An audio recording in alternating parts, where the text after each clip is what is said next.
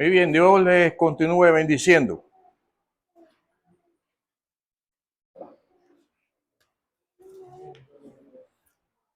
Por la gracia de Él estamos aquí en esta mañana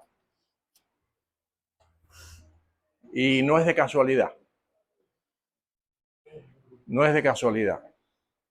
Nadie o nada ocurre en esta vida de casualidad. Todo es causa de Dios, no casualidad. Así. Bueno, hemos estado, no sé si saben lo que significa la palabra doctrina.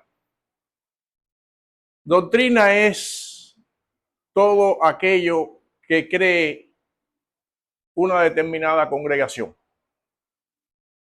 Hay muchas congregaciones. Inclusive hay congregaciones que adoran a Satanás. No sé si lo sabían.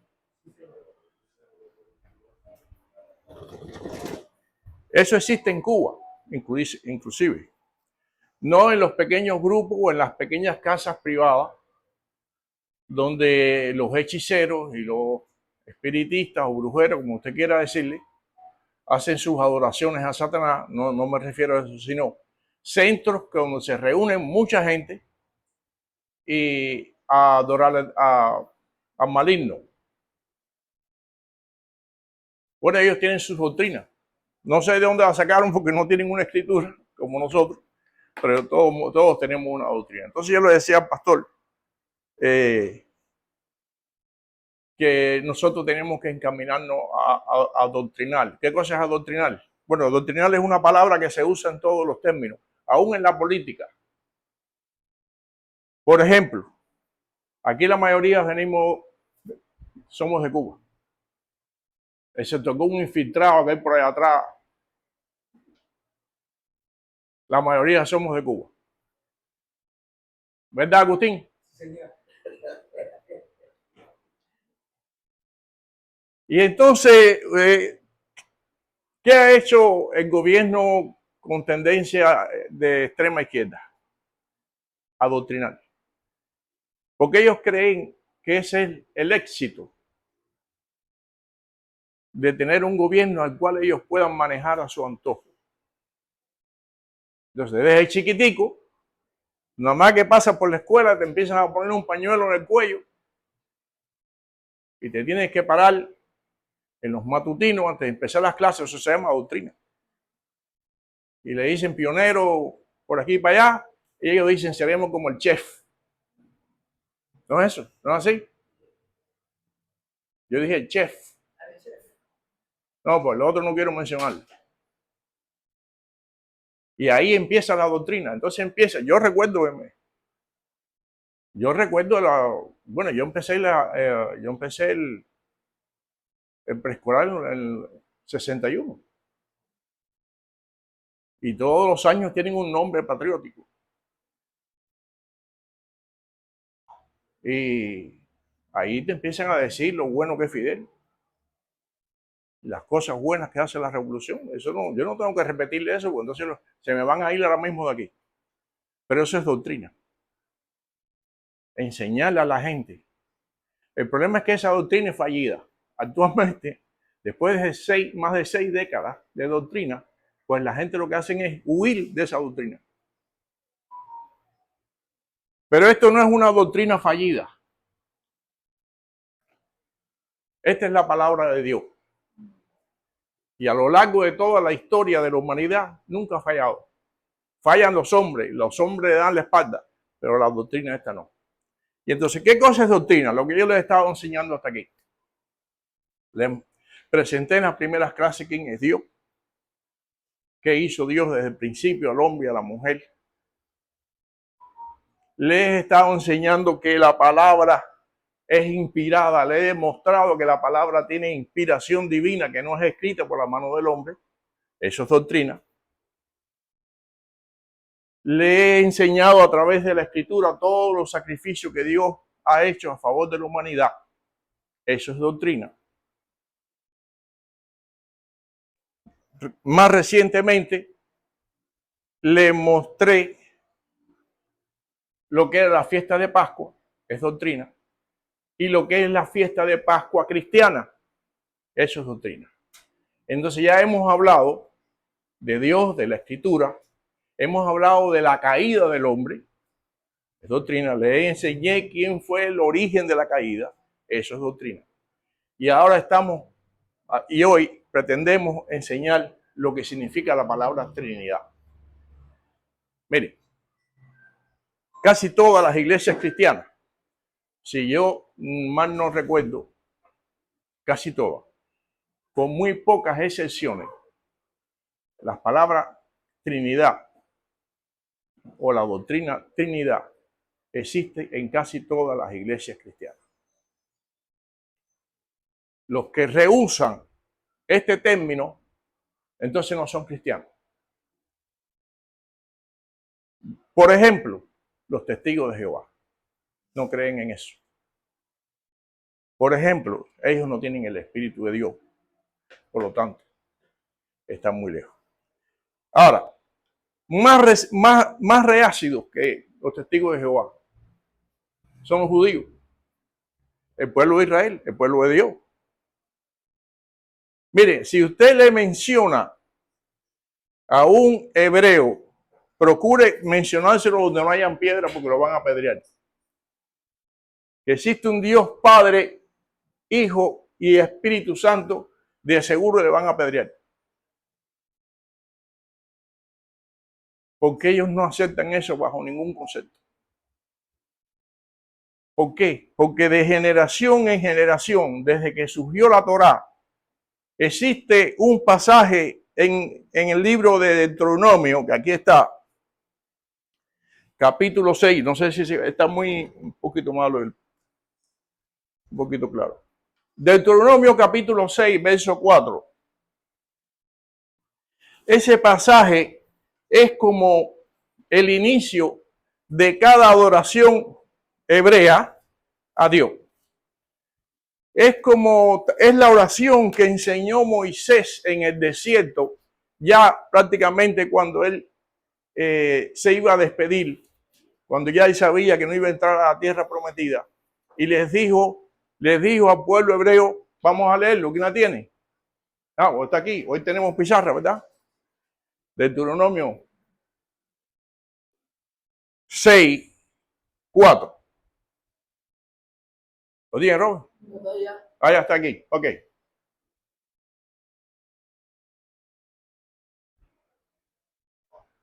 Ok, 6. Dice, oye pues, oh Israel, y cuida de ponerlo por obra para que te vaya bien en la tierra que fluye leche y miel. Y os multiplicaré, como te ha dicho Jehová, el Dios de tus padres. Y ahora la oración para iniciar todo servicio religioso en Israel. Verso 4. Oye Israel, Jehová nuestro Dios, Jehová uno es. Y él les enseñó que se aprendiera eso. Se aprendieran eso y lo repitieran de generación en generación. Si usted busca en YouTube lo va a encontrar, qué bonito, cómo los sacerdotes antes de empezar cada servicio dicen eso, por supuesto en hebreo, pero muchos tienen traducción. Shema Israel, se llama así la oración. Oye Israel, Jehová nuestro Dios, uno es. Entonces, si ellos han aprendido eso de generación en generación, desde Moisés hasta los días de hoy, ¿cómo ahora va a venir un cristiano que ellos no creen que Cristo, aquel Cristo que surgió y que dio la vida por nosotros, ellos no creen en eso? Entonces, ¿cómo va a venir ahora un hebreo y tú le vas a decir, existe Dios Padre, Dios Hijo, Dios Espíritu Santo? Te van a decir blasfemo y si pueden tirarte piedra, te la van a tirar. El problema es que para ellos la escritura es antiguo pacto. Es antiguo pacto. Jesucristo no cuenta en la doctrina de ellos. Entonces el nuevo pacto para ellos no existe. Pero aún en el antiguo pacto, está manifestada la Trinidad. Y eso se trata el tema de hoy. No son tres dioses. No son los ejemplos que ponen por ahí, que no me gusta ponerlo. La gente dice que es como un huevo, que si la cáscara, que si la clara. No tiene nada que ver eso. La Trinidad es el Dios Padre, Jesús es el Dios Hijo, y está el Espíritu Santo quien hace la obra redentora en la tierra, pero no son tres dioses, es uno, o un tres en uno, como usted quiera decir. Son uno. Y eso no tiene más explicación, que usted tiene que aceptarlo tal como lo dice la Escritura. Mire, la primera manifestación, ellos no creen en el nuevo pacto, ¿ok? Pero existen manifestaciones en el antiguo pacto de la Trinidad. La primera está en el libro de Génesis, lo hemos estado leyendo en estas clases. Libro de Génesis, primer capítulo, 1 y 2. Vamos a ver quién lo tiene.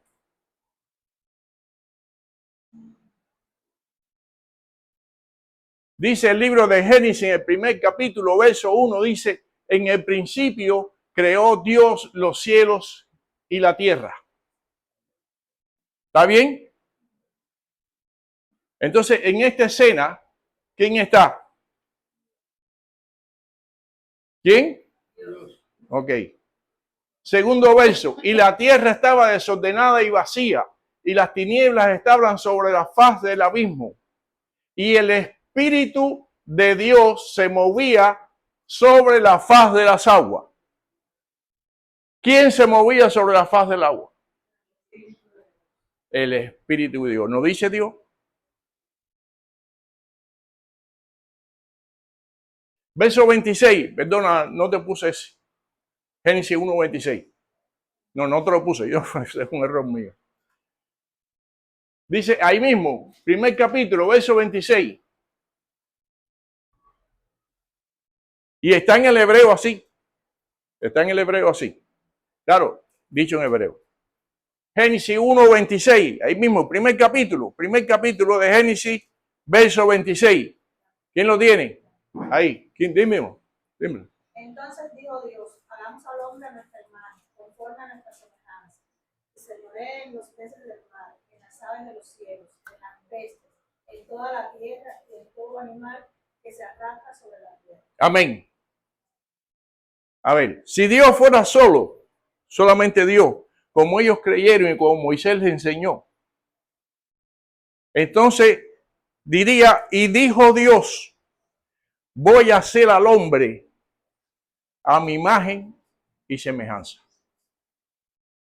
Aquí todos sabemos un poquito gramática, ¿cierto? Pero Dios no participó solo en la creación.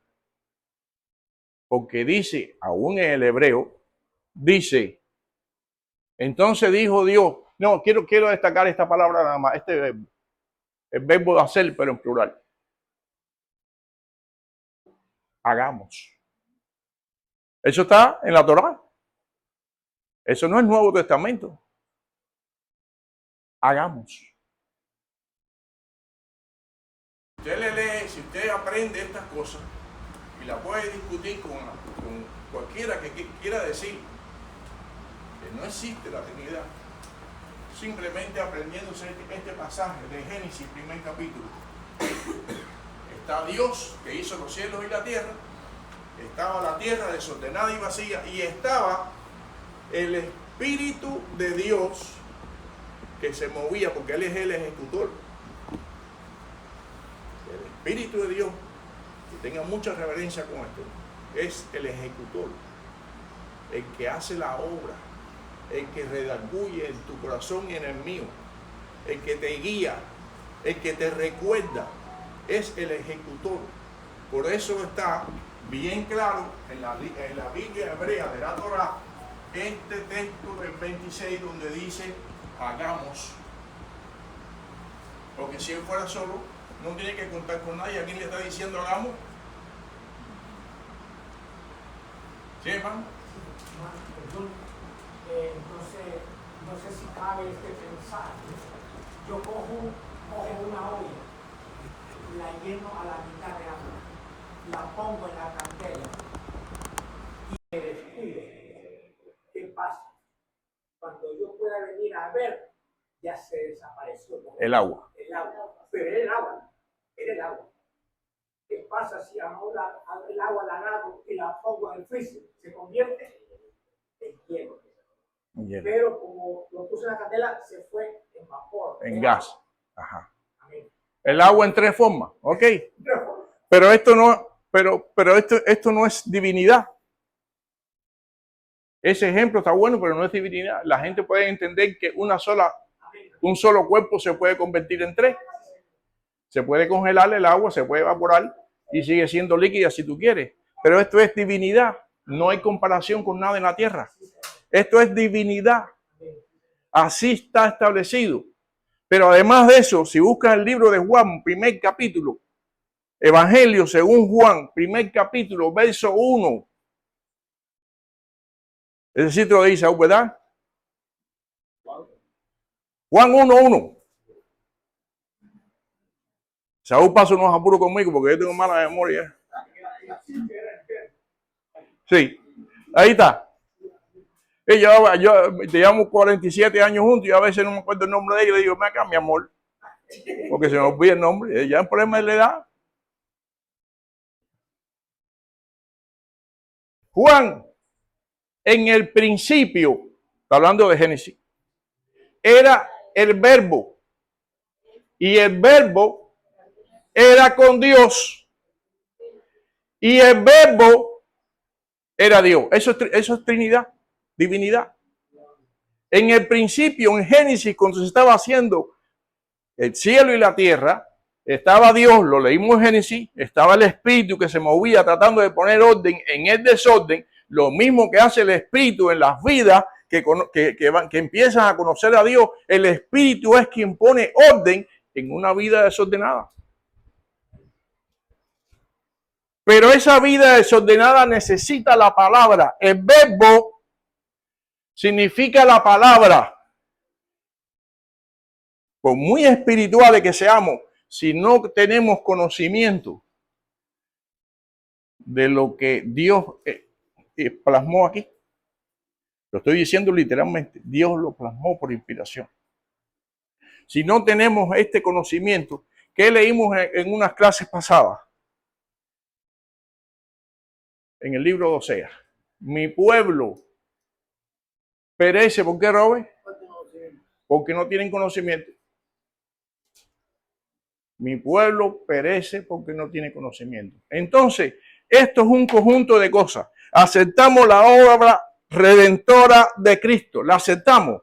Aceptamos que en la Pascua Cristo entregó su vida por nosotros.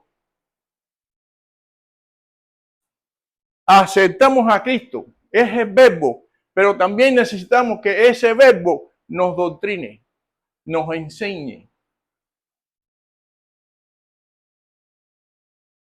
Es un conjunto de cosas.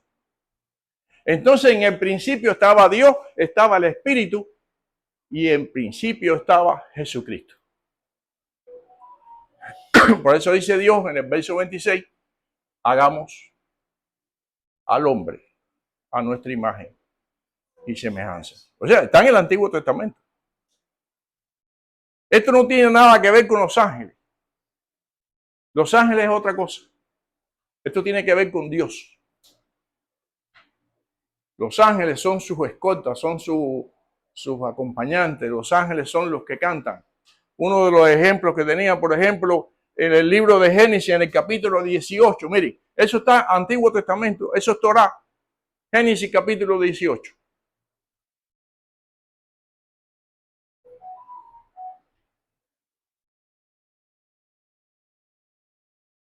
Dice, en el primer verso, Génesis 18:1.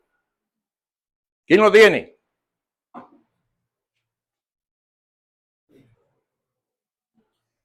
Génesis 18. ¿Lo tiene, Robert?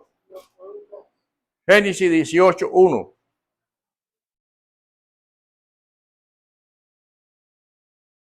Aquí está.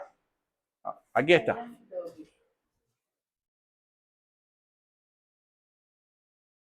Después se le apareció, estamos hablando de Abraham, ¿ok? Vamos a decir un poco del contexto del pasaje para que entienda. Aquí estamos hablando de Abraham, el padre de la fe. Después se le apareció Jehová. ¿Quién se le apareció a Abraham? Jehová. En el encinar de Mamre, estando él sentado a la puerta de su tienda en el calor del día, alzó sus ojos y miró, y he aquí 3 varones estaban junto a él. Y cuando los vio, salió corriendo de la puerta de su tienda y los recibió y se postró a tierra. ¿Qué dice el primer verso?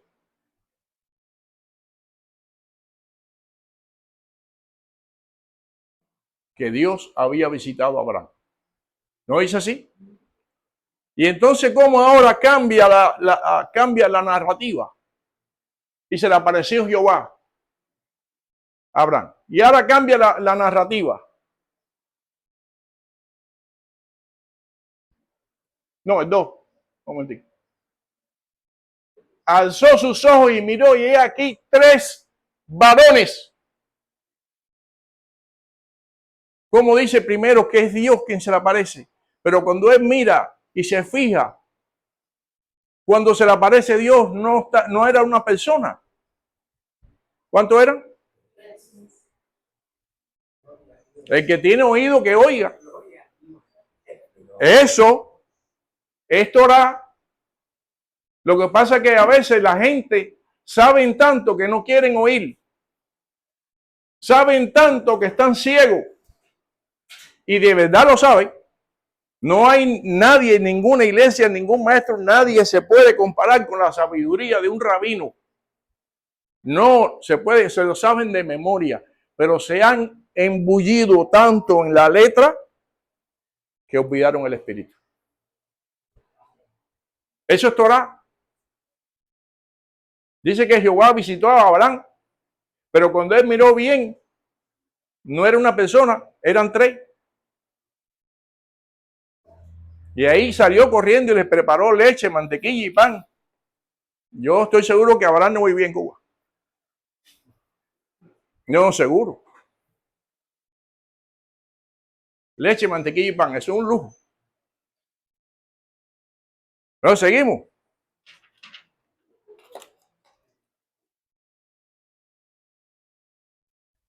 Dice el libro de Daniel, capítulo 10, verso 13.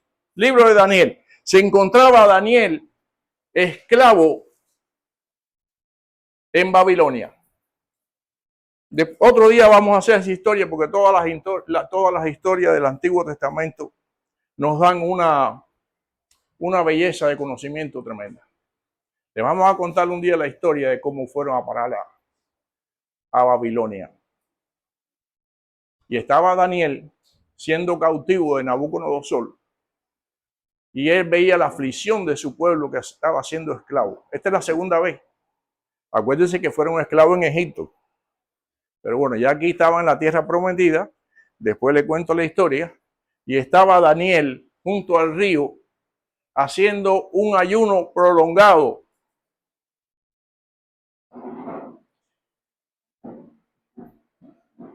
Y dice, entonces me dijo Daniel, no temas, porque desde el primer día que dispusiste tu corazón a entender y a humillarte en la presencia de tu Dios, fueron oídas tus palabras, y a causa de tus palabras yo he venido. Un poquito más arriba. No, antes del 12. Sí. Daniel, junto al río, hay una oración, ya va como por 3 semanas. Dice que no había comido nada delicado en su boca. ¿Quién lo tiene ahí? Daniel. 10, 12. 10, sí. Entonces me dijo, Daniel, no temas, porque desde el principio... 12. 12. Entonces me dijo, Daniel, no temas, porque desde el primer día te dispusiste tu corazón a entender y a humillarte en la presencia de tu Dios, fueron oídas tus palabras, y a causa de tus palabras yo he venido. Ahí está Daniel en ayuno y oración, y se le apareció una figura que él la describe con una vestidura blanca, a ver si esto le suena conocido, y un cinto de oro en el pecho. Una figura celestial. ¿Quién se le apareció? ¿Quién pueden ustedes interpretar que se le apareció a Daniel? Una figura celestial, vestido de blanco, con un rostro resplandeciente y un cinto de oro sobre los pies. Si leen Jesucristo. Si leen en Apocalipsis van a ver que Juan describe la misma figura. Se le apareció Jesús. Pero ahora viene una diferencia entre Jesús y los ángeles. Y dice que desde el primer día que él se dispuso a humillarse delante de Dios, sus palabras fueron oídas. Mas el príncipe de Persia, se le llama también así al mal, a Satanás, se me opuso durante 3 semanas. El diablo se le opuso a Jesús durante 3 semanas.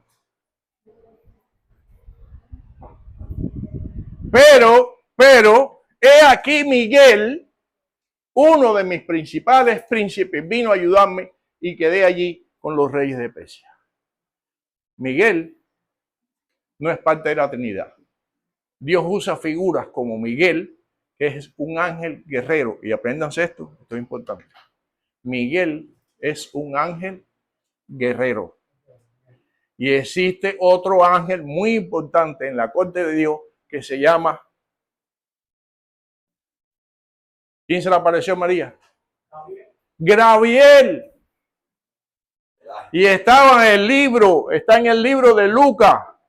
Y estaba María allí en su aposento. Y dice el libro de Lucas, ahí está el primer capítulo, verso 26.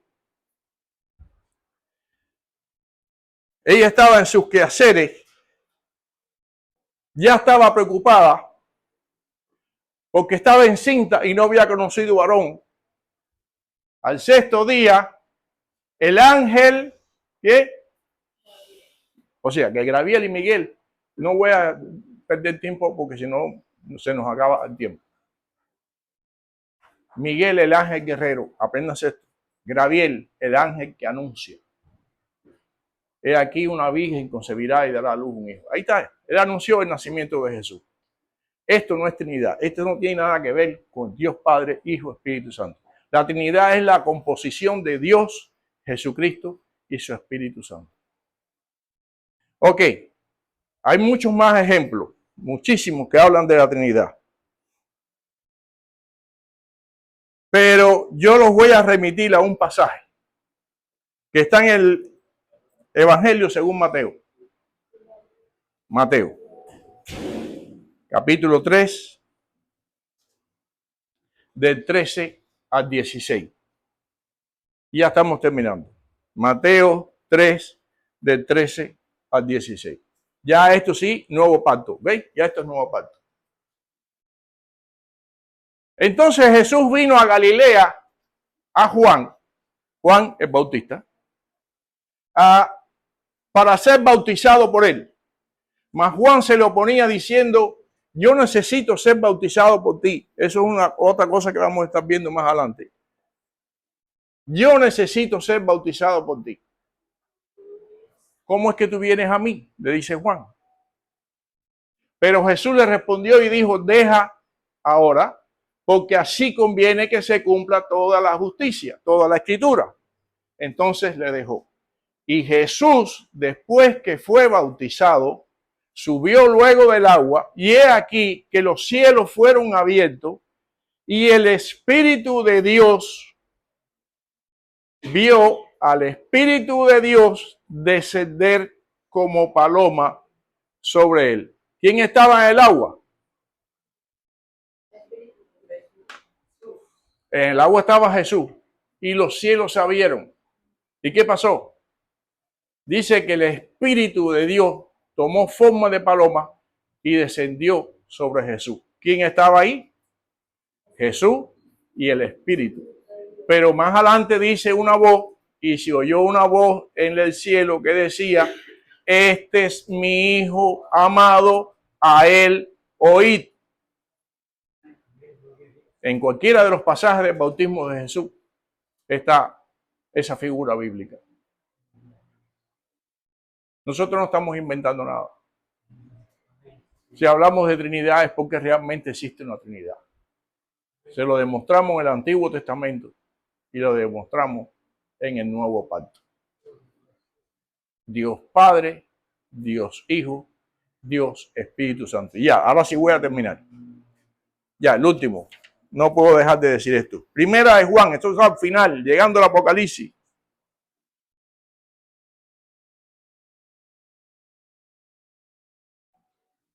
Primera de Juan, finales, capítulo 5.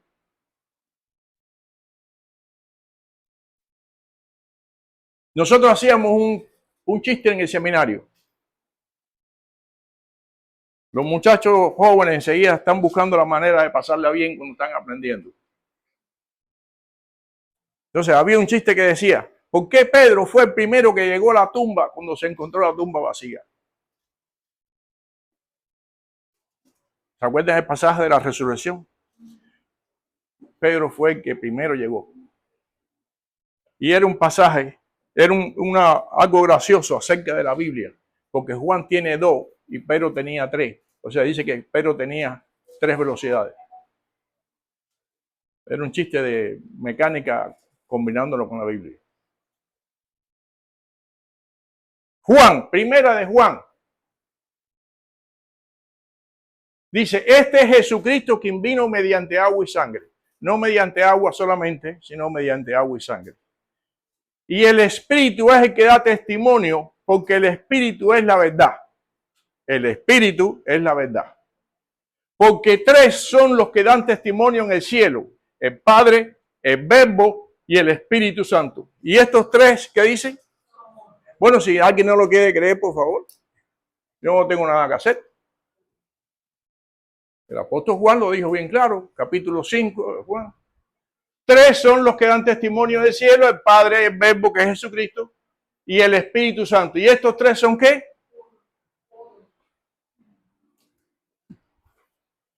Y alguien lo quiere discutir, yo no voy a ser contencioso. Yo creo literalmente lo que dice la Escritura. Ellos 3 son uno. Que Dios les bendiga.